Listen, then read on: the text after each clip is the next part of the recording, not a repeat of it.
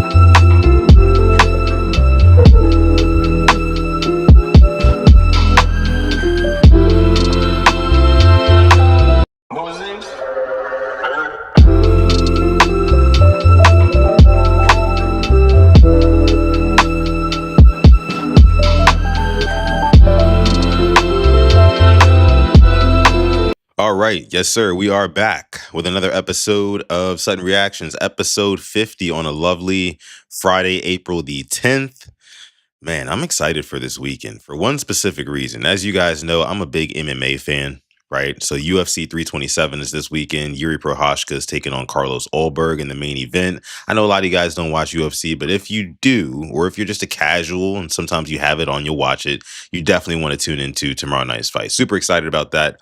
Outside of that, don't really have any crazy plans for this weekend. Last couple of weekends, really feels like for the last month, I've been kind of like doing a bunch of stuff on my weekends. So it'll be cool to just kind of chill out and relax on this one. It'll be cool to do that.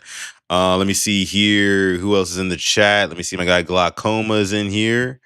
Zeke, Stretch, Mike. Yes, sir. Yes, sir. We are back. We are back with a Friday episode. I want to start it off with something that was sent to me by my guy Stretch here. Let me go ahead and show you.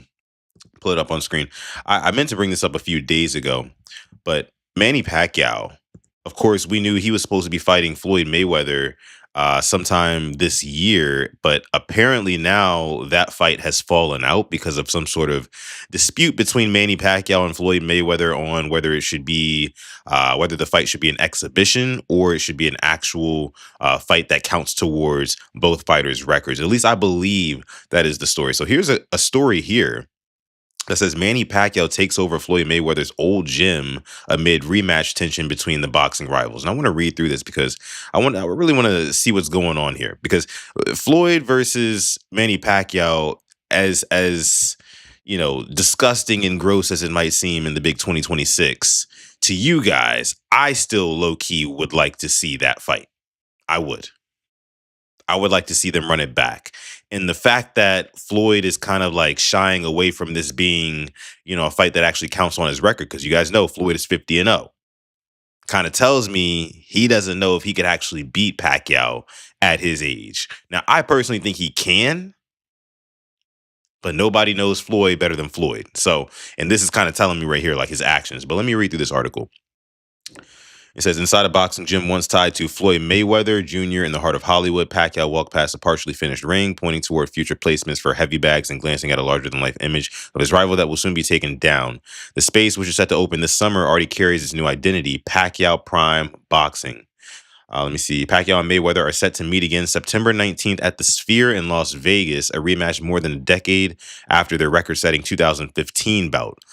In recent days, attention around the fight has centered on how it will be presented, with Mayweather describing it as an exhibition, while Pacquiao points to the terms he agreed to.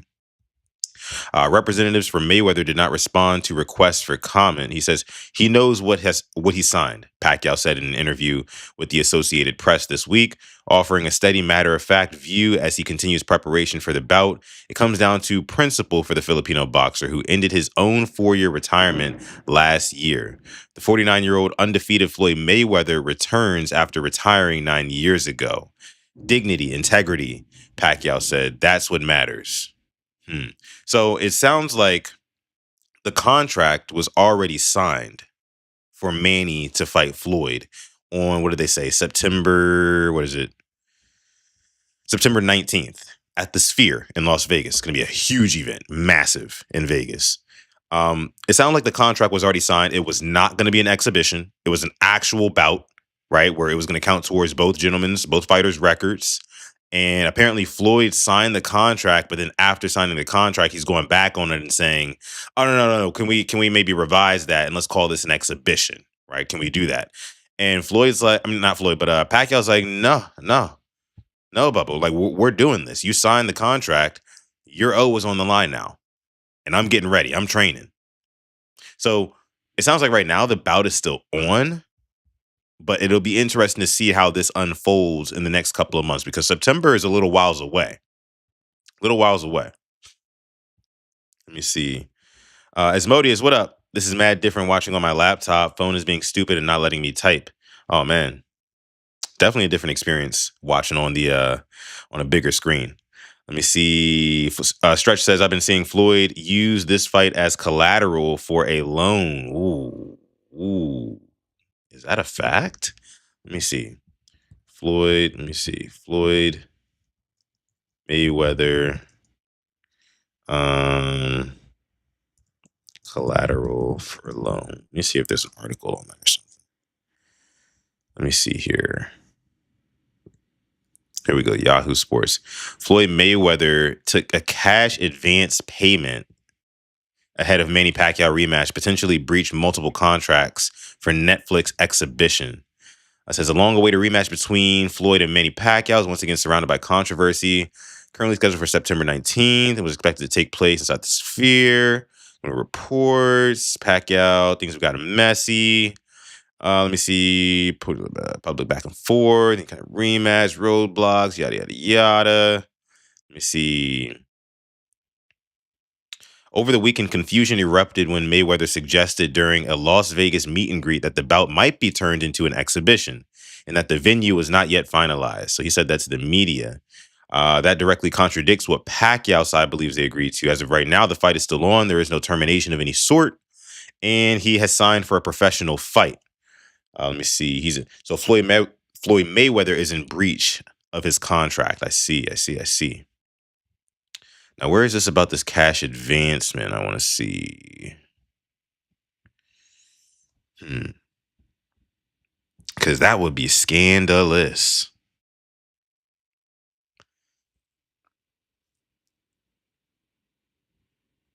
Scandalous.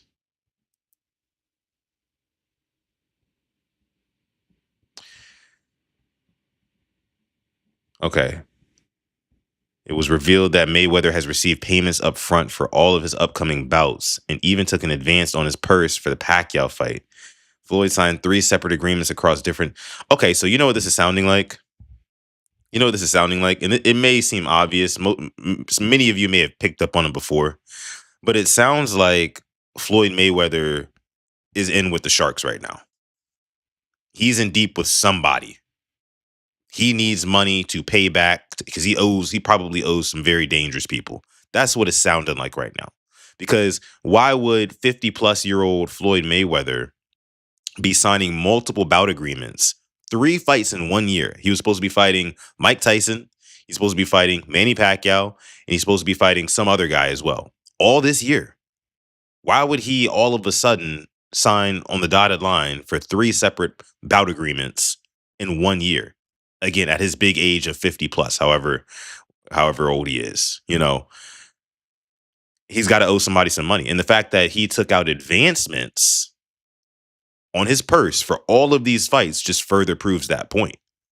He needed the money now. It's like, it's my money and I need it now. You know what I'm saying?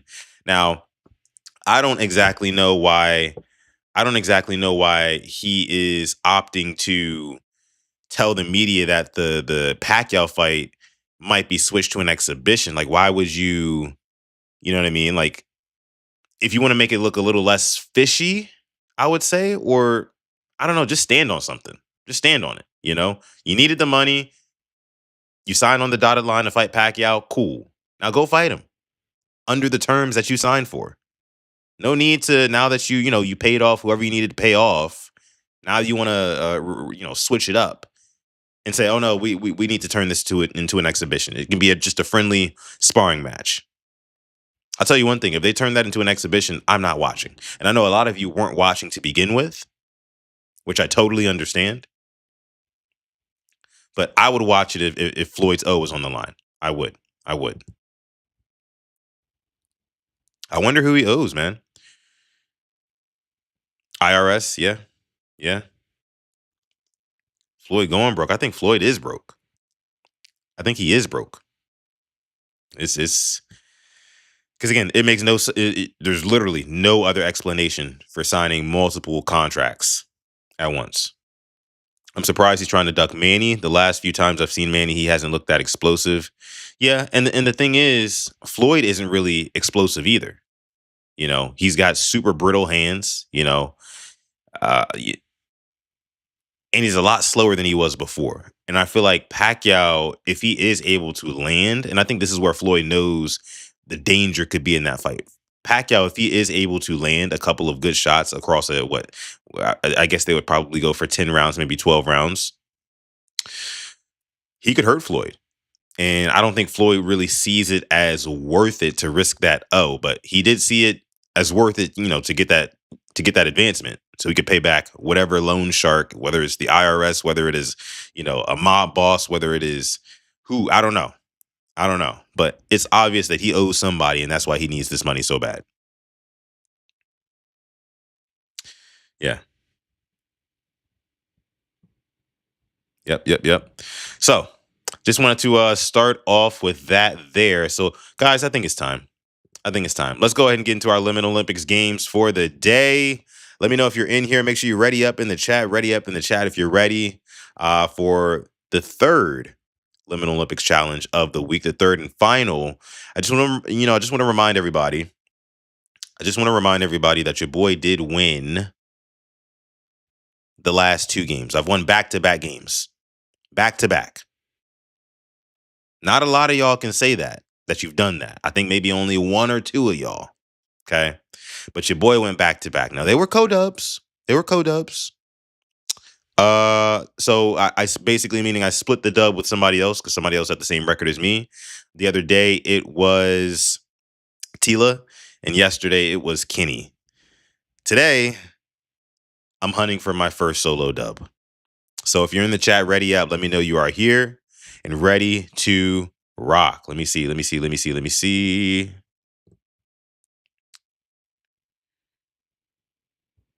King Lee says, "Hey, I was 5-2, felt good about it." Yeah, I mean, you did kind of make a little rally towards the end. I see Chris in the chat. What up, Chris?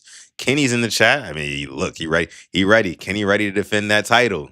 He ready to defend that title. Look, man, I'm gonna need to take it today. I need it today. I need that. All right, let's do it. Let's do it. Let's do it. Asmodeus, yeah, you gotta bounce back, man. You've been in a slump recently. You gotta pick it up. All right, here we go. First challenge. Pick a door before the timer runs out. Your choice decides the next 69 hours. 69 hours. Pick a door. Blue door or red door? Where are we going first, chat? Where are we going first? Where are we going first? Let me see. Let me know. Let me know. Let me know. Let me know. Let me see. Let me see. Let me see. Let me see. I think I'm gonna go. Pick the red door. Don't trust tall guy.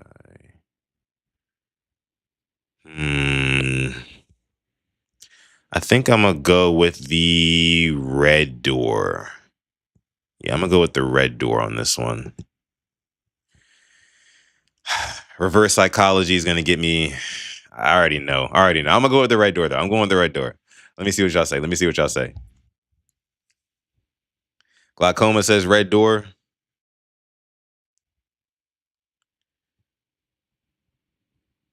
Let me see. Asmodeus says red. Kenny says blue. Chris says red. Blaze says red. Okay. How do I find these on TikTok? TikTok. Also Instagram.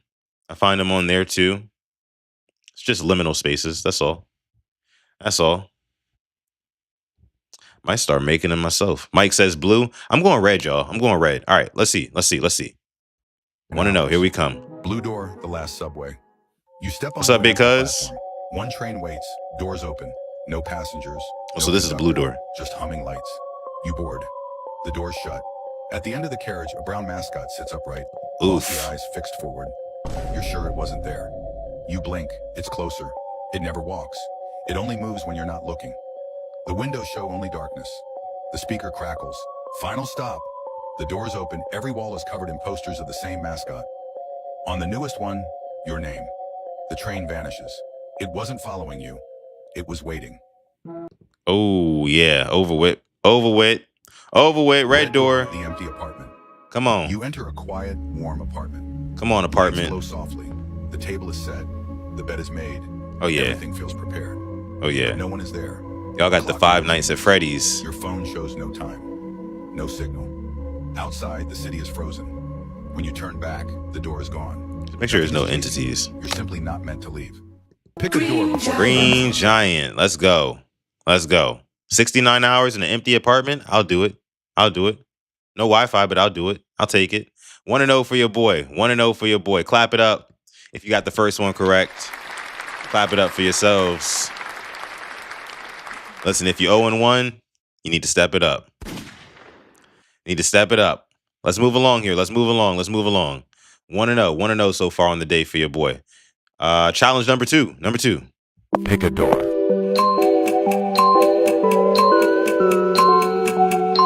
The door you choose will determine your fate for the next 10 hours. 10 hours.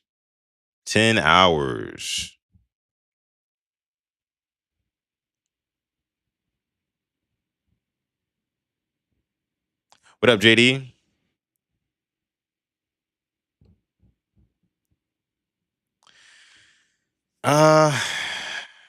Should we trust this Jesus-looking character here, guys? I don't know. Do we trust the Jesus-looking character? I don't think we do. I feel like they're trying to trick us with this one. I feel like I should go red door, but you know what? I'm going to go blue. I'm going to go blue door. I'm going to go blue. Give me the blue door. That's my final answer. I'm going blue door. Here we go.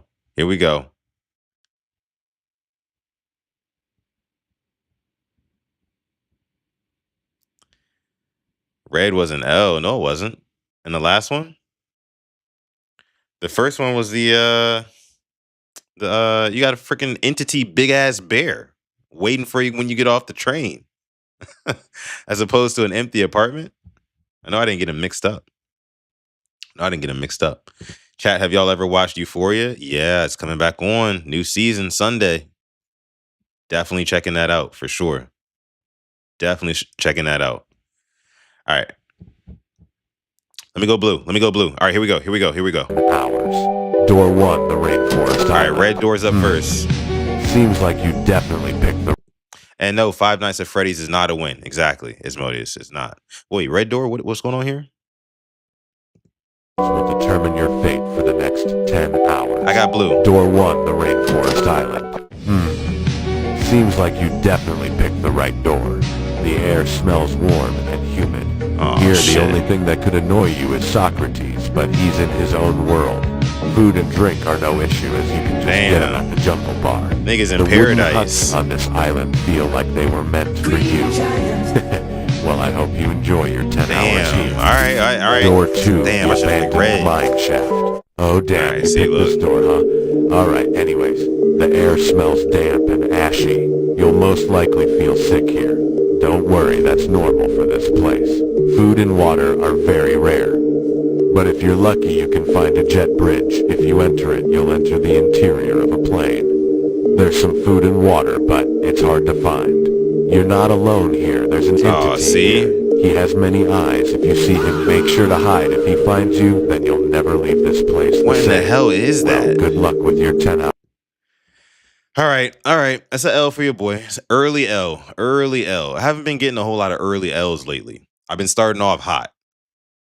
But I'm 1-0 right. Not 1-0. I'm 1-1 right now. 1-1 right now. Records in the chat. Let me see. 1-1 for your boy. We got any 2-0s? Who 2-0? Tourist 2-0? Shout out to you. Asmodeus says, "Y'all, I'm drinking with Socrates." That's a dub. It is. That's a dub. I'm not gonna lie. How you 2-1, Kenny? This is the second game. Is it worth watching? Looking for something new to watch? Yeah, definitely check it out. Great acting, very intense moments, very relevant topics and stuff like that. Yeah, for sure. Let me see. 1-1 for your boy. 1-1 for your boy. 2-0 for Chris. Okay, Chris, I see you over there. I see you. Hey, it's been tough sledding.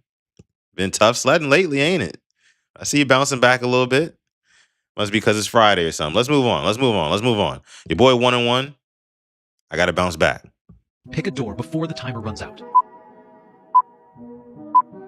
The door you've chosen will determine your fate for the next 24 hours. Red door, blue door. Where are we going? Oh, you putting it out there. You going to? So you calling it early. You calling your shots early. Red door, blue door. Where we going? You know what? Where do I want to go? Give me the red door. Yeah. I don't like the vibe I'm getting from this stick figure on the right side. I don't like the vibe. Nope. Yeah, give me the red door. I'm going red on this one, chat. Let me see where y'all going.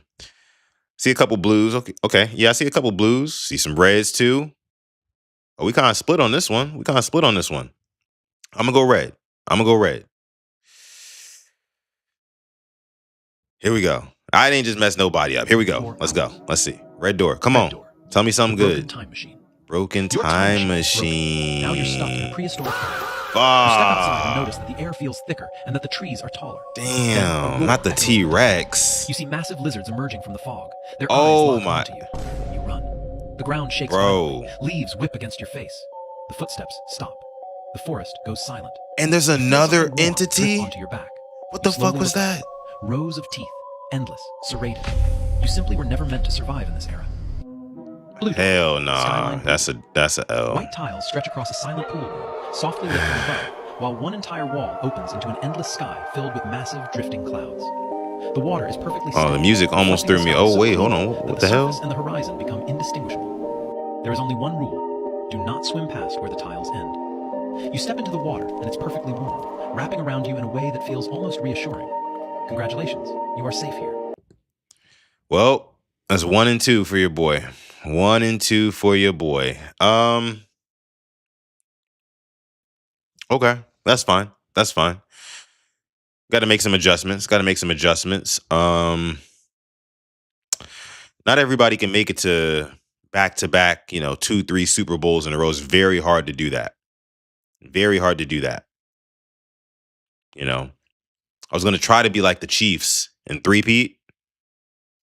I'm still in the running. I'm still in the mix. I feel like the Chiefs from that one year where, they were good, but they weren't that good, where they were beating teams by one score. I think it was the year before last. They still made the Super Bowl. That's how I'm feeling today. I'm feeling I'll still be in the championship when it's all said and done. I'll still be in the big dance when it's all said and done. I'm 1-2 right now, but don't count me out yet. Don't count me out yet. Let me see.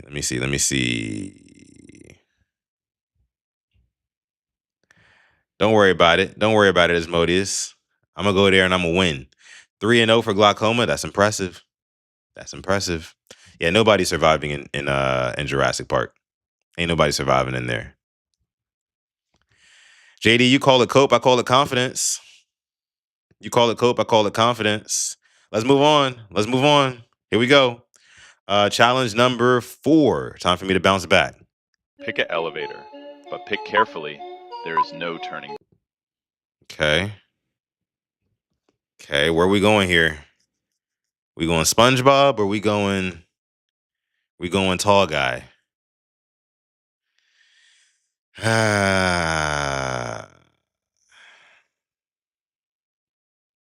My childhood is telling me to select good old Mr. SquarePants over on the left-hand side, but I feel like they're trying to trick me. I'm not sure.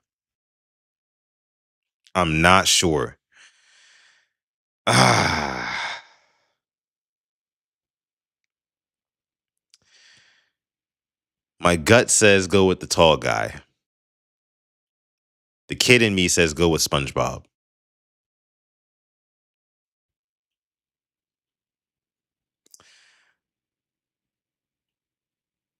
I'm going to rock with my guy SpongeBob. We're going to see.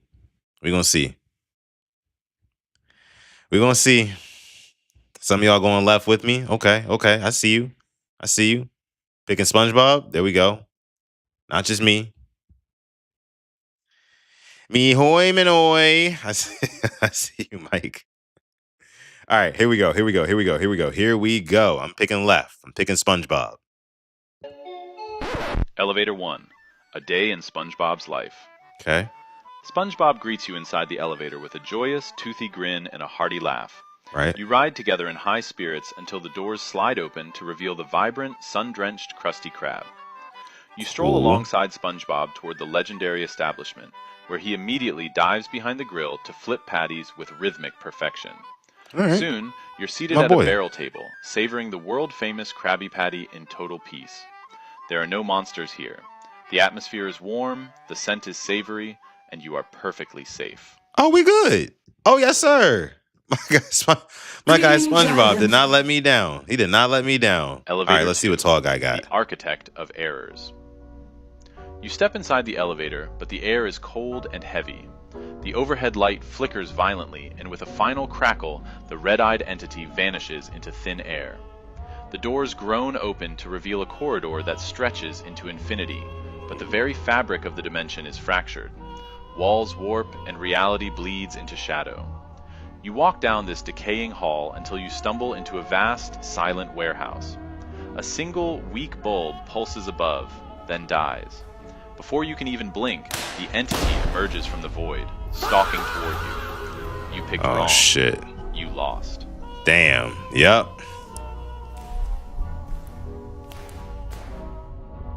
Pick an elevator. Damn, that's some scary shit. That's some scary shit right there. That might have been like top 5 most scariest doors we've ever experienced here on this show. But SpongeBob got the W. Your boy's back to 500. Let's go. Clap it up for your boy. 2-2 on the day. I'll take it. Here starts my rally, y'all. Don't call it a comeback. Let's move on. Actually, as a matter of fact, let me see what y'all say. His eyes were a dead giveaway. 3-1. Okay, I see you, big cuz. That's impressive. Glaucoma 4-0. 4-0 is crazy. 4-0 is crazy. That's crazy. Okay. All right. Here we go. Here we go. 2-2. 2-2 right now. I need my man Glaucoma to start missing some of these. Let me see. Let's go. All right, we got one more than the bonus round. Pick an elevator, but pick carefully. There is no turning back. All right, where are we going? We going with the girl on the left, or we going with the tall guy on the right? This looks like the friendly tall guy. I'm gonna take the right. I'm gonna take the friendly tall guy on this one. They be trying to fool you with the women on this one. They be trying to fool you. I'm going right. Yeah, give me the second elevator. It's the easy choice for me. I'm 2-2 right now. See, if I hit this, I go 3-2. If I hit the bonus round, that's gonna be tough. I can get to 5-2. I still have a shot. Very outside shot, but I still do have a shot. Okay. Let me see. Your boy is 2-2 right now. Door two. Okay. I see a lot of y'all going door 2. Is it everybody? Damn, everybody going 2? All right. Okay. Everybody went door 2. Got you. All right, here we go. Let's see. Elevator 1. The See woman what in Shawty blue. is offering. You enter to find a woman in a blue dress who greets I don't you like with her a smile warm, already. genuine handshake. She seems very friendly. She even blows you a kiss. The Nah, ride feels peaceful as she chats kindly. shouldn't be But that the easy. moment the elevator stops, the atmosphere curdles. She steps into your personal space. The overhead lights flicker violently, and she claws her face away to reveal a void of shifting shadows. Oh yeah, it's over with. Screaming black Knew it. static consumes your vision. They do this all the You regain time. consciousness back in the elevator car, but the doors open to a jagged, obsidian wasteland choked by rivers of molten Bro. lava. An What? invisible, unnatural force hurls you out, sending you crashing face first into the burning stone with a concussive thud. As your vision clears, vengeful ghosts swarm from the heat haze. Oh, You so picked wrong. literally hell? Okay. Gotcha. Yeah, that was probably another one of the worst doors we've ever experienced. These elevators do not play. You better pick the right elevator. Because whatever yeah. All right, tall guy, what you got? I'm thinking this is a dub. And your boy's about to go 3-2, but let's see. Actually, there's no way Elevator this isn't a 2. dub. The tall entity. You Okay. step inside with the tall, slender entity My who boy. acknowledges you with a casual, silent peace sign. As Mhm. the elevator ascends, a blinding, ethereal white light pours through the seams of the doors. They slide open to reveal the entrance of a sprawling, sun-drenched penthouse. A long, flat driveway stretches out. Inside, you can sink into a plush velvet sofa to share a martini? chilled cocktail with your host while Okay. basking in the midday sun. Hey, listen. A grand banquet table sits ready, Oh, yeah. overflowing with an endless We feast good. of pizzas, kebabs, and fresh fruit for you and your bro to enjoy in total luxury. You won! Let's go. All right, listen. Clap it up for your boy. 3-2 on the day, going into the bonus round. Let me see these records in the chat. Let me see. Kenny is also 3-2. King Lee is 3-2 as well.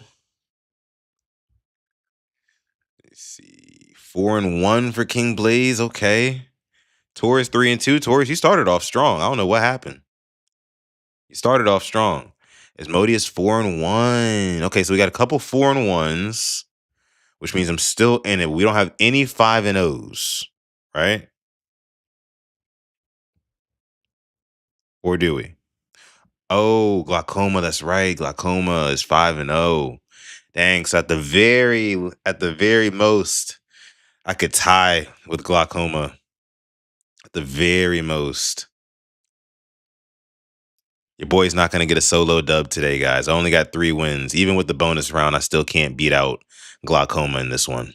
But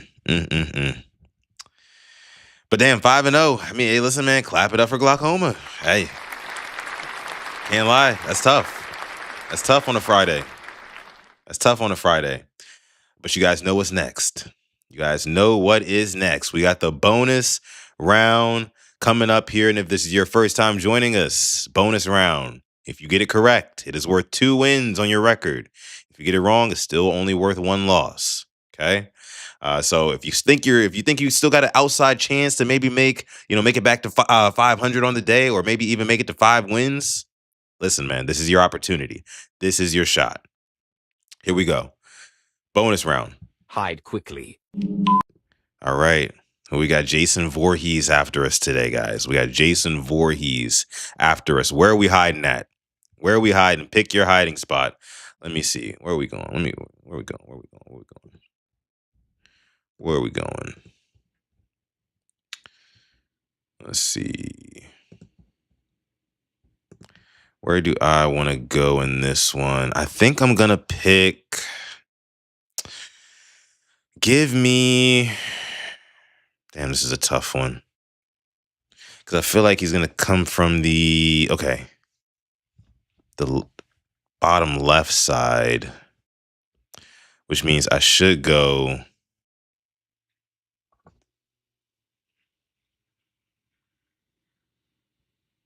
You know what? Give me 9. Give me 9. I think 9 is going to stay out of the way. I think 9 is in a closet right there.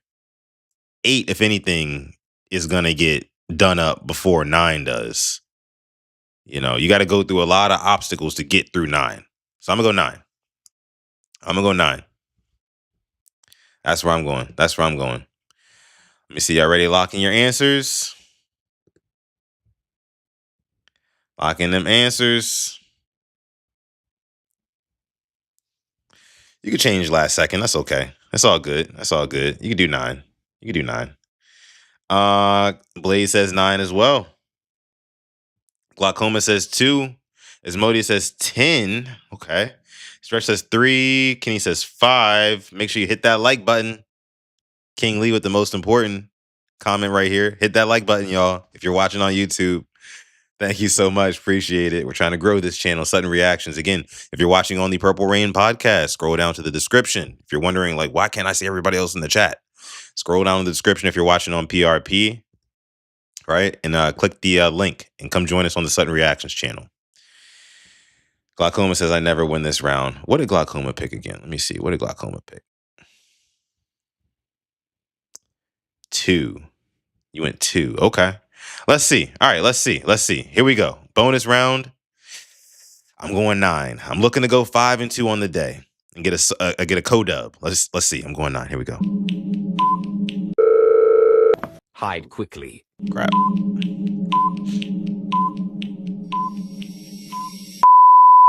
Here we go. No. Wait. 6 out of there. 10. I don't know why. 10 was a terrible selection. Asmodeus, why'd you pick 10? Oh, no. Wait, what? No. I know that did not just happen.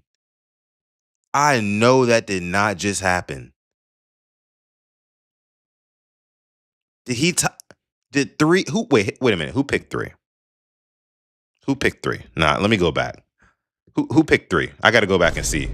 Let me see who picked 3 real quick. Stretch 52. No, brother. No. That was insane, dog. What just happened? He topped off Voorhees and tipped him off to number 2. That's violation right there. Okay, let me see. If 3 ends up surviving, I don't even know if I can count that as a dub. Oh, he left 3 alone. Man, they found us. Asher. Come on, 9. Stay safe, 9. Get away from my 9. 8 out of there. No. Okay, he didn't snitch on 9. Okay. All right. Okay. Guys.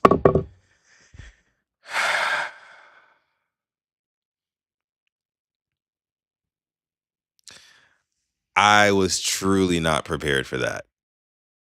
Like, at all. I was not prepared for that whatsoever. That was absolutely insane, bro. I don't know what the hell just happened. But your boy's 5-2. Your boy is 5-2 on the day. And it looks like we got a couple of 6-1s in the house. We got a couple of 6-1s in the house now. Glaucoma, man. Oh, you came so close. You came so close. But shout out to me. Shout out to me because I got 5 wins. But we have a couple of 6 wins in the chat. King Blaze got 6. Let me see. Big Cuz has 6 as well. Yes, sir. So I think it's just those two. Okay. Listen. King Blaze and Big Cuz, you guys are the winners of today's Liminal Olympics challenge. Let's clap it up for him. Clap it up for him. King Blaze, Big Cuz. Happy Friday to y'all. Congratulations. Y'all are the winners right before the weekend. And listen, man, that was a very rough one. That was a rough one, that last challenge. I'm not gonna lie to you. But y'all did it. Y'all came through and y'all actually were kind of like middle of the pack the whole time, you know. And y'all came back, y'all stuck with it. Shout out to y'all. Anybody who tries to hate on y'all, listen, they can't. But if they do, what do we say? We do not care. Shout out to Big Cuz. Shout out to my man King Blaze. Smoking on that liminal pack tonight. I know that's right. Good shit, guys. Good shit. Shout out to y'all. Shout out to Blazing Cuz. Congratulations. Yes, sir. All right, y'all. Thank you for playing. Let's go ahead and move on here. Moving right along. Looks like we are on schedule. Let's see. So I want to bring this up. It's in the title. Chick-fil-A blessings. I don't know if you guys heard this story, but apparently there was a kid at Chick-fil-A, working at Chick-fil-A, or a guy, right? He's a grown man. Guides his thought process. Who found cash and turned it in. Let's take a listen. It up and I brought it to Human Resources. The money was inside 2 envelopes when he found it. I asked him why he didn't just keep the money for himself. But that's not what Jesus would have done. That's not what God would have wanted. Centron said his faith guides his thought process. Money is useless without character. Kinston Police Chief Keith Goyette said it's amazing that Centron did what he knew was right. A lot of people will unfortunately take that money and run with it, but kudos to that employee at Chick-fil-A. Definitely deserves an award. So let me give you some context, a little bit more context here. As it says here in this tweet, it says an 18-year-old Chick-fil-A worker, so I guess he is a kid still. 18-year-old Chick-fil-A worker. Damn, but he got a full beard though. Full-ass beard at 18. Did I have a full-ass beard at 18? I can't remember. 18-year-old Chick-fil-A worker who found nearly $10,000 in the bathroom and returned it to his owner says he did not keep it because, quote, that's not what Jesus would have done. That's not what God would have wanted. What a good guy. Jaden Centron found $9,333 in cash inside 2 bank envelopes in a restroom while working a shift on Good Friday morning. Hey, listen, I'm not going to cap to you. I'm not. Listen, that would have been a really good Friday for me. A really good Friday. I'm not going to lie to y'all, but let me keep reading. He said he immediately felt something was wrong and turned the money over to his workplace's HR department. Centron said the decision was simple. That's not what Jesus would have done. That's not what God would have wanted. The owner of the money gave him $500, I guess, as a reward, as a consolation for finding his money. So, again, let's review. So he found the cash inside 2 bank envelopes in a restroom. Okay, so how did this money, this $10,000 cash, find its way onto a Chick-fil-A restroom floor on a Friday morning? Damn near $10,000. I guess the part that That's the part that doesn't add up to me, actually. Like, how did that get on the floor? Did some guy have two? First of all, who carries that much cash? You know what I mean? I would love to see the person who actually, was the owner of that money, those envelopes. But what would y'all do? What would y'all do? Y'all making off with that cash, or y'all turning it in? Hey, look, I need to clock out early today. 18-year-old me would have definitely took it. Good for him, though. Good for him, though. Salute, salute, definitely salute. Because says this deserves a sip of Dawn. Oh, your win, yeah. I mean, if I had something, I'd toast it up for you right now. I don't got nothing. Right now. Maybe next time. But yeah, nah, yeah. I mean, good for the dude. I guess like in his brain, and I guess he was thinking very logically about the situation. Like, there isn't really a way that you can get away with keeping that money anyway. You know what I'm saying? Like, there's cameras all inside Chick-fil-A. For one, they can see who's going into the bathroom at what time, and whatever customer dropped that money or lost that money, they're going to do whatever they can in their power to make sure that Chick-fil-A uh, tries to find it inside the store. So whether they have to pull up cameras and see what happened, see who walked in at a certain time, walked in after me in the restroom where I might have dropped it, and eventually it would get traced back to that 18-year-old kid that he took the money. So I think all in that moment he was like, yeah, this is a lot of money, but I'm gonna have to really, really like cover my tracks and like do extra work to really even be able to keep this and not get in trouble. You know what I mean? So shout out to him. He says that it was just like by his faith, which is awesome as well. But definitely on the logical side of things, like you probably shouldn't have taken that. Probably wouldn't have ended well. 86 Ghost says I'm a cuff a few dollars. Yeah, yeah. I mean, even a couple dollars, they would still do their due diligence to try to see what happened to that money. So it's one of those things. If it's a $10,000 envelope, they're gonna want to make sure that all $10,000 is in there. But kid's a good Samaritan. Kid's a good Samaritan, man. Clap it up for him. Clap it up for him.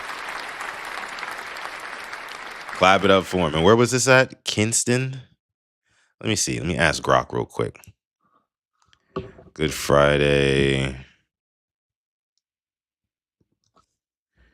What state?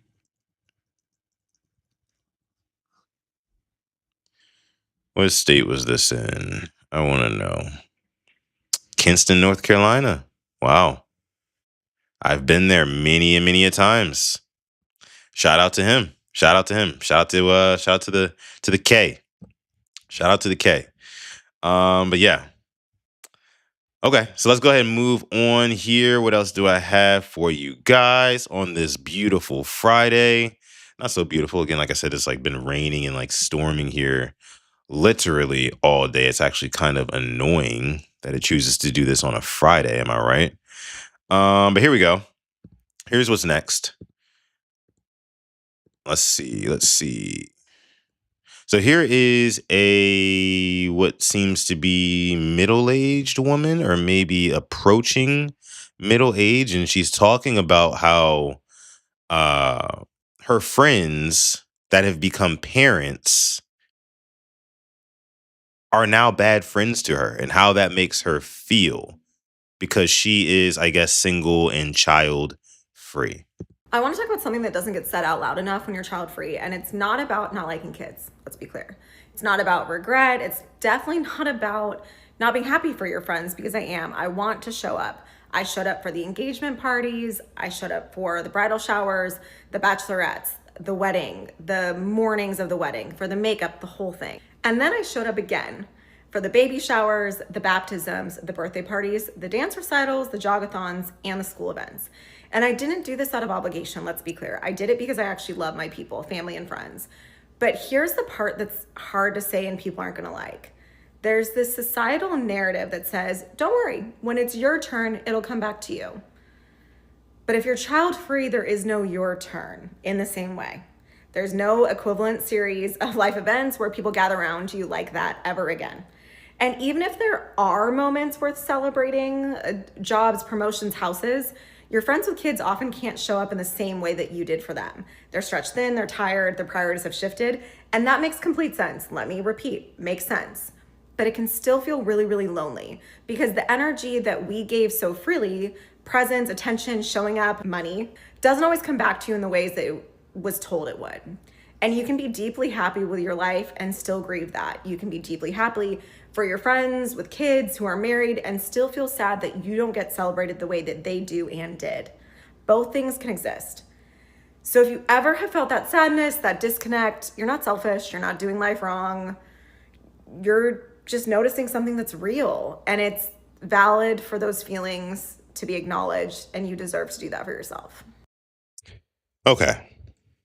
So what this woman is basically saying is that she feels as though her friends aren't reciprocating the same effort in their relationship as she is. Like, she's showing up for her friends' kids' baby showers and, their wedding and, the school plays and all this stuff that has to do, birthday parties, all this stuff that has to do with their kids. But she's saying basically when it's time for her to be celebrated and, have things where they show up for her, they're not there at the same rate or the same clip, I guess. So I think the problem that we're seeing here is that this woman simply has not grown up yet.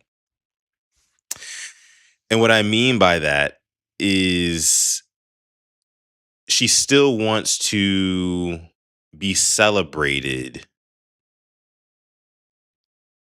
like a kid on Christmas, if that makes sense. And again, it's like being grown and still expecting like a bunch of Christmas gifts from your family. Like, once you get older, yeah, like the things that you have going on, like a job, a promotion, or a housewarming, and things like that, like those are all great things, but they're not going to be celebrated quite like a child, because in this life, all we have is life, and the most precious thing in life is new life. That's why we celebrate babies so much. That's the most pure and precious thing that we have are young children, babies. So that's why they're celebrated. That's why, and then also they're a 24/7 commitment. Like, having a child is like literally being a 24-hour, 7-day a week, like security guard and personal chef and, basically just caregiver, which is extremely taxing. So it's like, yes, sorry if I'm not able to show up for you in the same way. But sorry if I'm not able to go to 3 p.m. happy hour on a Wednesday with you. Sorry if on Saturday your housewarming that starts at 2 p.m. conflicts with little junior soccer game that goes from 1 to 6. You know what I mean? It's like those responsibilities. I feel like people like her, while she mentioned it is okay to acknowledge the feelings, I think feelings and emotions need to be checked, right? You should have these checks and balances in your brain for your emotions. Like, yeah, it's okay to feel like, damn, like, ever since they had kids, like, they don't really seem to be as there for me as I am for them. But there's a reason for that. You have to ask yourself then. You have to dig deeper, do the work, dig deeper and say, hey, look, like, yeah, they're probably dealing with a crap ton right now.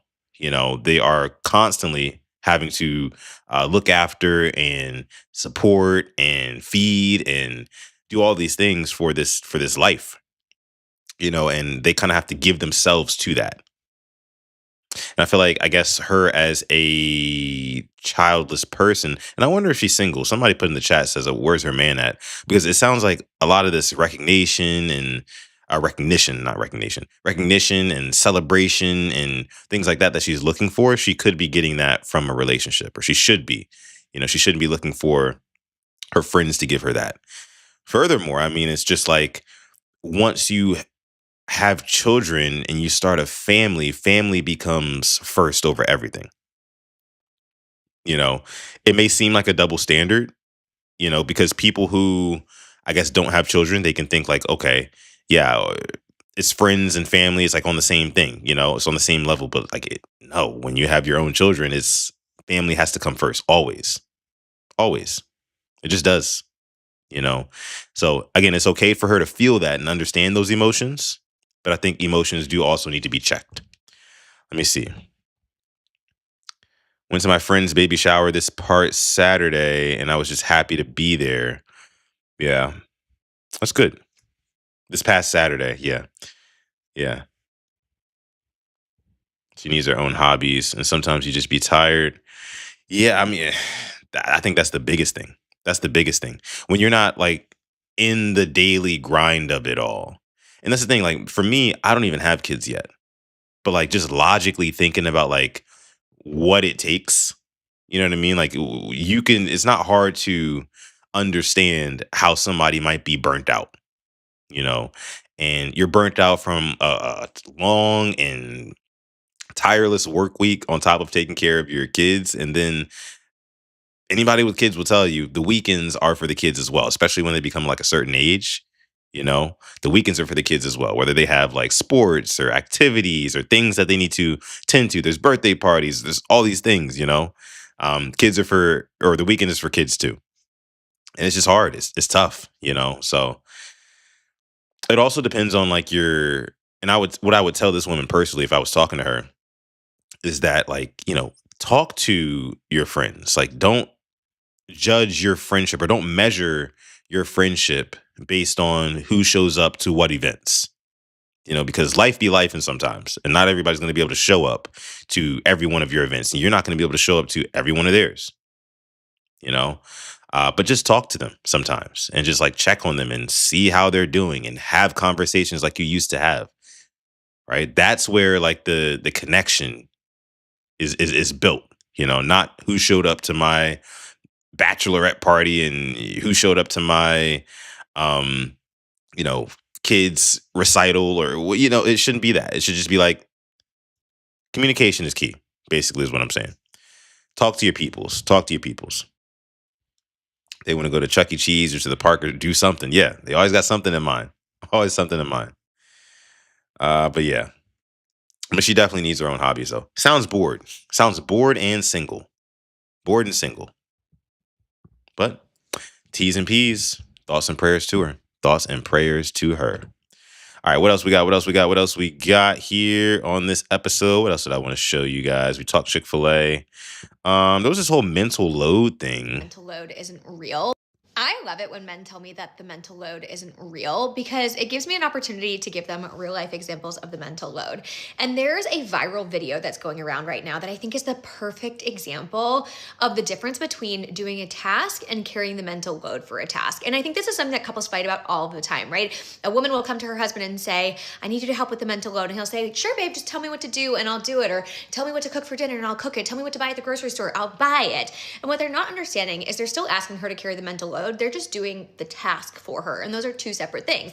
And so this video that's going viral is, honestly, I like the video and I like the content this guy is creating. He creates videos where he shows boys how to do things. So one of his videos is like teaching boys how to iron, teaching boys how to grocery shop, teaching boys how to make an appointment. So he's teaching young men and boys how to be adults. And I think that is valuable. And I think a lot of the lessons he's teaching are really interesting. Like one of the things he said is like, okay, we're looking at the milk. Don't just grab the milk, look at the expiration date. And I think that's amazing. Like, I think it's great that he's teaching young boys this information.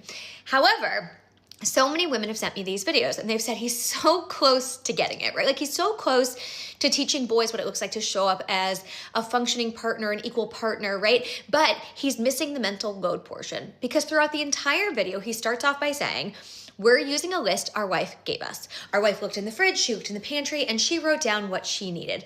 But she didn't write down brand or kind of cheese or any of those things, but she did give us a list. So it's our job to make sure that we get the right things so she doesn't nag us, essentially. So he's placing the woman in the position of being the nag, being accountable for the list, knowing what needs to be on the list, right? And that's the mental load. The mental load is this like never-ending to-do list in your brain of everything you need to know, do, remember, plan for, anticipate, right? So it's all right, real quick. Let me just exhale really quick. Because that was a lot. That was a lot. I don't know the dude that she's talking about in this video. Apparently, he teaches young boys on how to do, I guess, household stuff like grocery shopping and things like that for guys who are just oblivious. Now, she's complaining about even when her man is going out and executing the task that needs to be executed. For example, grocery shopping. She's complaining that he's still looking for her input on what exactly needs to be done. In other words, it's like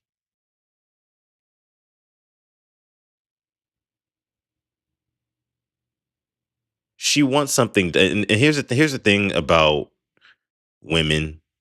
Women, they want something done, but they want it done a specific way. They don't want it done just any old way. You know what I mean? And in this scenario, I think it's kind of like, okay, they definitely want a certain brand of cheese. They definitely want a certain size of this. They definitely want, 3 of these as opposed to 2. And as a man, you're really just kind of looking for a clear mission so you can take that mission and go execute it. And what she's saying in this video is like she wants the man to create the mission, plan it and everything, and then go out and execute it. Which I guess I challenge that, because when you're in a relationship or marriage, I think that things should be kind of done in a tandem, like as a tag team, as a team. If you want me to go to the store and pick up the groceries, then yeah, give me a list on exactly what it is you want. That way we're both on the exact same page. And when I get back from the store, there are no issues. This goes back to, again, just communication is key. She's talking about this mental load thing. And it's like, it just sounds like you're a bad communicator. That's all. That's all. It just sounds like you're a terrible communicator. Because, again, in no way, shape, or form is it smart for you, again, as a man, to go to the grocery store and just buy whatever. Like, oh, we need eggs, milk, and cheese, and we need this, that, and the third. And it's like, we have none of that in the in the refrigerator right now, but go out and get it. Well, you bring something back, she'd be like, boy, what the hell is this? What is this? You got the wrong brand. You got the wrong, type. You know what I mean? You didn't get the right color of this. It's like, nah. I'd rather give me an exact list. I need to be able to hit 100%. Because and that's the thing. It also depends on the household duties as well, like who cooks in the house mainly. If it is her, then yeah. When I'm going out to buy groceries, if I'm going out to buy groceries for the house, I want to consult you. You should be happy about that. You should be happy about that. Mental load. It's such a fragility crisis, I think. There's a fragility crisis now that is plaguing our youth. Everybody's so soft. Everybody's so soft. You don't even have to go to the store. Just tell me exactly what it is that you need, that we need. Especially if she's the one who does most of the cooking.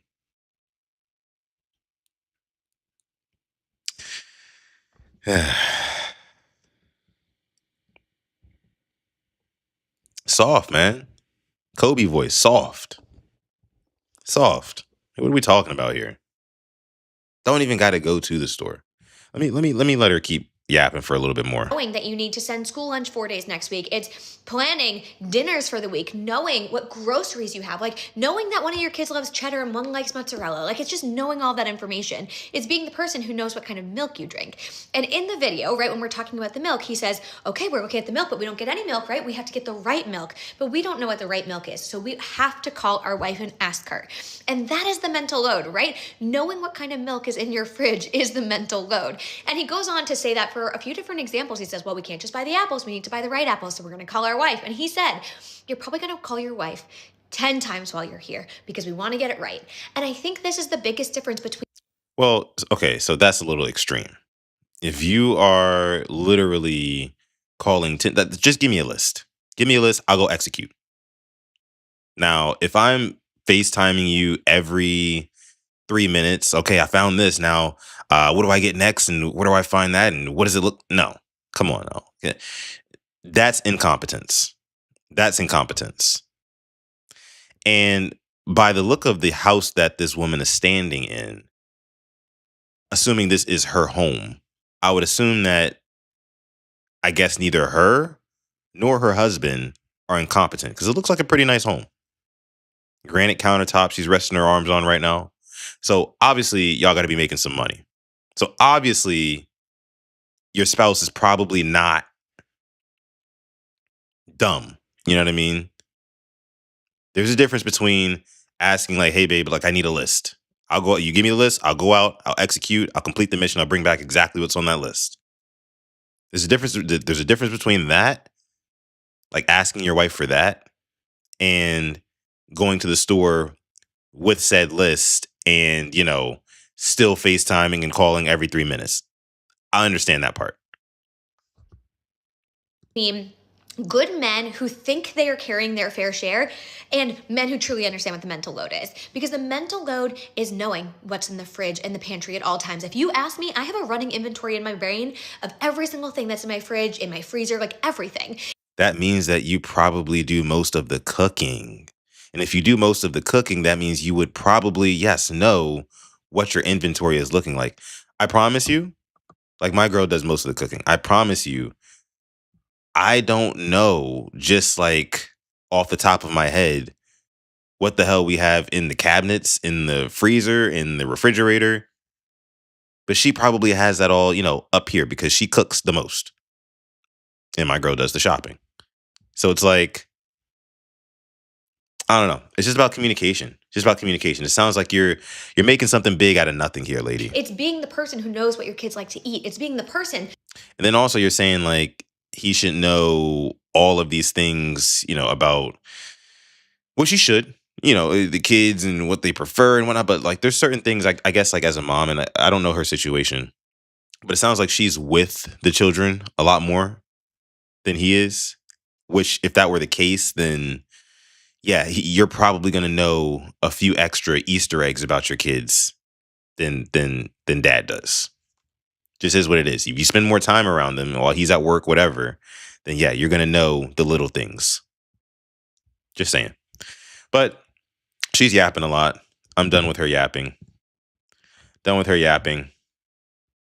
Knowing at all times is a bit of an ask if you're not the one doing all the cooking. Exactly. Yeah. Even so with work and just in life general, we're human and we do forget things at times. Exactly. That's what I'm saying. And I think somebody said it in the chat here. Glaucoma said, just go with him. Goofball. Man. And you know what it probably is? Probably is they've got the kids. So she would rather like stay home with the kids, you know, whatever, and send him out instead of taking the kids out to go grocery shopping too. Excuse me. But what else we got though? What else we got? What is this? DJ Academics talking about Kendrick Lamar taking the fun out of music. Let's listen. I think Kendrick took that. Bro, I honestly, like, yes, there's a Kendrick factor, right? Like, I think Kendrick took the fun out of music, right? You know, this nigga just came in with a whole lot of like all that woke bullshit. Like, he's like the nigga who just like fucks up the party. Like, everybody, like, the music stops. Like, what the fuck is this nigga doing, man? He did fuck up the game. I ain't gonna lie. He fucked it up. It's not fun right now. But I will say this, chat. I do believe that music has turned into a passive experience. Bro, I'm gonna be honest with you. There was times that I used to be excited. I'm waiting. I'm counting down the moments. It's midnight. I'm about to listen to these songs. Yo, so-and-so is dropping. Oh, new music is out today. Bruh, now when new music come out, nigga, I'm like, man, nigga, it might go like 4 or 5 days without me listening to it. There's no more need. There's no more like, it's not like an event to listen to music anymore. It's more like, yo, you heard that shit? Oh, word is hot? Or like even some songs come out, like you might hear somebody else play it, or you might be like, yo, damn, what song is that? And then you might listen to it, but like music is passive. I kind of blame streams a little bit for that. You know why? When people is streaming, when I mean streams, like say me live streaming, I feel like a lot of people these days, bro, they're tuned into other shit, man. Like they're tuned into other shit. So music is something in the background more than it's the main event these days. I don't know. He making sense though. And musicians have even turned into the like background folks, where it's like, okay, say you're watching, obviously Kai don't really stream like that no more, but like say you're watching anybody and you see a rapper, it's like the rapper is just kind of there. Not everybody's at the stream to see the rapper. And I think that's the main difference between like all this shit happening. So I know y'all trashing academics in the comments and because he's goofy, whatever. But I think he's right here. I think he actually hit the nail on the head. I think he hit the nail on the head. He's saying that, you know, nowadays, it used to be where when new music was dropping, everybody like waited by the phone, you know what I mean? 11:59, midnight. I remember back in the Dat Piff and Spinrilla days and all that. You waiting for a mixtape to drop. You stay up late for it and all that. And it just, like he said, it felt like an event. You know, nowadays, it is a lot more passive. You know, there's literally, I can count on maybe half of one hand the amount of artists that if they dropped something today, like right now, I would rush to go listen to it. There's only a couple of people, you know? And yeah, it's extremely passive. I'll take Kanye West, for example. Kanye West is one of my favorite artists of all time. He just dropped an album, Bully, 2 weeks ago. I did not bother to listen to that shit. I did not bother. I didn't, you know, I listened to, again, I heard about it on like Instagram Reels and TikTok and maybe yeah, on a podcast or something like that where somebody played a little snippet of it, but I never went out to actually seek for it myself. And so yeah, I think that, I mean, it kind of proves his point, and that's why I agree. Like music is more passive. I just kind of let good music find me nowadays instead of actively searching for it. It's weird. I used to be the polar opposite, and maybe that's a part of me just getting older. I don't know, but music definitely does feel more passive now. Now, does this have anything to do with Kendrick Lamar? I don't think so, because I feel like it's been like this for some years now.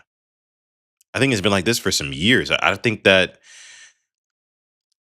music hasn't felt like, again, like an event since, like, I would say COVID, but I feel like that's a lazy answer. I'll actually go a couple of years before COVID. I'll say 2018. Something happened around 2018, 2019, to where like there was just no more buzz around new music that was dropping anymore. You know, and then like albums nowadays are like they're coming and going. Like I remember some of you guys were telling me to listen to that Casino album by Baby Keem. That album came and went. Came and went. I saw something the other day on Twitter that said that's not even in like the top 200 or something like that. I don't know if that's exactly true, but it does seem like music is just not kind of sticking the way that it used to. Hell, even the J. Cole album. The J. Cole album, I mean, I rarely go back and listen to anything on there. It's like a couple of songs. And again, I didn't used to be this way. I don't know what happened. I don't know what happened. Academic says you can blame the streams. like the streamers and stuff like that. I simply blame TikTok and Instagram. That's what I blame. I think that the reels, the swipe for the next video kind of era, it killed the need to listen to music, like actually go and listen to music. And what I mean by that is this. When you're listening to music, you are, well, here, I'll put it like this. When you play a song, you're listening to music. When you watch TV, you're watching TV. That's a visual thing. So visual versus audio. When you open up TikTok, a lot of times you're getting the entertainment that you would get from video, but also it's pleasing your ears sonically with the audio as well. And that's why I think like TikTok dances and the viral trends and stuff like that really kind of took off. And we just kind of thought that, like, I'd rather spend my time being entertained by short form content. Like, it's that addicting. Short form content is that addicting to where I feel like we're no longer feeling inclined to listen to music. And it's not even just short form content. It's also long form content too. It's all forms of content. Because I'll tell you one thing, for me personally, most of the times when I get in my car, right? And typically the car is like the place where you listen to music the most, right?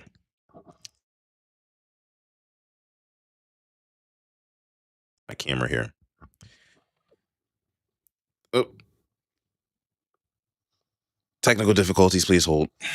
But no, most of the time, guys, when I get in my car, I do not play music. I don't. I play like a podcast. I listen to, some sort of long form content, but like I don't typically turn on music anymore. I've got to be in the right mood. Like, it's got to be like a perfect mood for me to turn on to turn on music. And even then, I'm turning on something that like I've known for ages. It's nothing new. Listening to new music feels like a chore.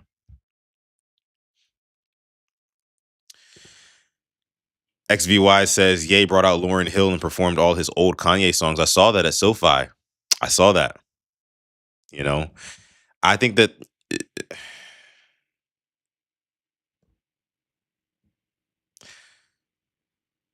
I was surprised by the Ye performance. I was very surprised by the Ye performance. I feel like I had something on that too. Let me see. Somebody talked about that. Not on here.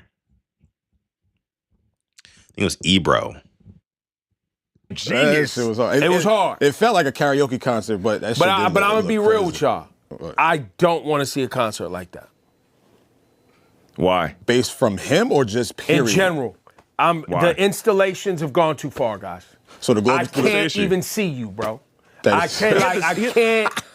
can't. Like, what is? This is an art installation. Wait, now, so bro. they had the screen. They had the screens though. They had the screen, but then that's what I'm saying. It was like, mad fog. You couldn't see nobody no, that's up what I'm there. saying. Yeah, it's like I'm looking at a silhouette and you're with a rope attached to your back. Like, no. As far as art installations, and it's incredible. But as far as a concert, genius. As far as me sitting there watching this for an hour and a half, bruh. At no point you don't walk like, can I get a regular stage at some juncture? Right. No, I mean, but again, that's Kanye West. Listen, you can say, oh, it's hard, biggest stadium, LA. We ain't seen a nigga in mad long. Right. He got the new album, just came out. Nigga, I done seen you with Yetis on stage. I done seen you with floating stages. I done seen you with zombies. I done seen you with lights and funny glass. I done seen Kanye. So this is definitely a very get off my lawn kind of take from Ebro here. Basically saying like, the SoFi performance from Kanye was cool, but he don't want to see all the grand theatrics and everything. So here's actually a video of it. Let me not play that before we get copyrighted. But yeah, so you guys can see the stage is basically like larger than life. It's like he's standing on Earth here, which is super dope. You know, now what he's saying is from the floor seats and stuff, you probably can't see him all that well. But listen, this is, I mean, you talk about an art installation. That's part of what a concert should be, right? People don't pay their money just to see you jump up and down on a stage. Like this isn't like a freaking, you know, uh, a mumble rap concert or you know, one of these younger rap, like a drill rap concert where like literally all they need is a stage with a bunch of their homeboys to jump around and stuff like that. That's not what this is. That's not what this is. Kanye is art. You know what I'm saying? He's one of the best artists of all time. Like he's really tripping with this right now. Again, you sound like an old man. You sound like a get off my lawn kind of guy. This stage is larger than life here. And it coincides with what Kanye's music is. It's larger than life. It's big time. We all know this. It was amazing though. I would have loved to be there. Probably a better experience. Like this is probably like the perfect like seats you can get right here. I wonder how much these seats cost as opposed to the floor seats. Because these are like the best seats in the house right here. And this is a stadium. This is SoFi. This is SoFi, where the Chargers play. It's wild, bro. Chargers and the Rams. It's incredible how he was able to pack out that stadium. And forget what Ebro talking about. This was beautiful. It was beautiful. I think he's just doing it for the takes. Let me see. Heard it only like $200 for the high seats. Man, I wish I could have been there. Because $200 is incredible value. That is incredible value for those seats for a Kanye show at SoFi. Where he brought out Lauryn Hill and performed All Falls Down. Come on now. That was the first time they had ever done that. And she was just a sample on the song, but incredible. Incredible stuff. He hating though. Glaucoma says turn it on the Weeknd full blast. Or when you get in your car.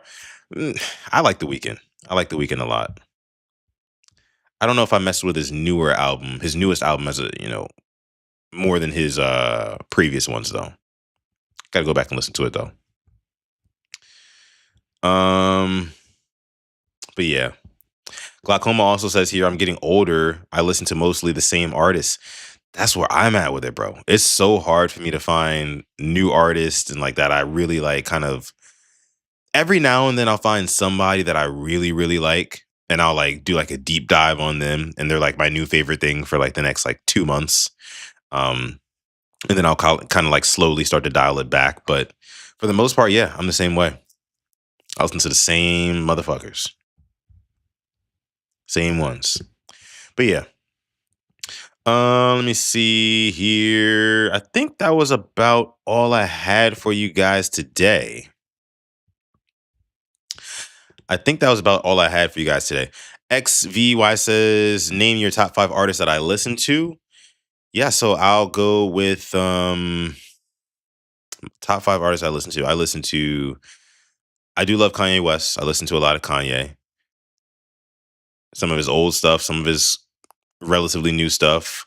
I listen to Drake a lot. Love Drake. Listen to Giveon. He's amazing. I listen to, that's 3 right there. Who's 2 others that I can name? Let me actually see. Those last 2 spots are kind of interchangeable, if you know what I mean. Like certain times it's one artist, other times it's another artist. I like Leon Thomas. I'll say Leon Thomas is up there for me right now. And then I'm just kind of like going through my Apple Music library right now. And for that last spot, it's tough. Last spot is real tough. I mean, I can't really say Kendrick like that. I don't really listen to Kendrick like that. I mean, I love Kendrick Lamar, but if it's not like something new and I'm not listening to his old stuff on purpose, which I don't find myself doing too frequently, it's not really too heavy in the rotation. But that last spot, man, I might give it to like The Weeknd. I might give it to like The Weeknd. That sounds about right. Aren't you a big J. Cole guy? J. Cole, I mean, I used to be. When I was in high school, like I'd say like 2013 through 2015 was the height of my J. Cole fandom. Where like, I mean, basically everything from like Born Center to up until For Your Eyes Only. That span. And I think there was a couple of albums in between that. 2014, Forest Hill Drive. And I think there might have been one more. I think that was it though.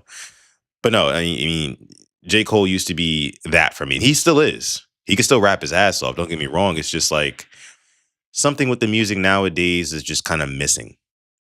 Something with it is kind of missing.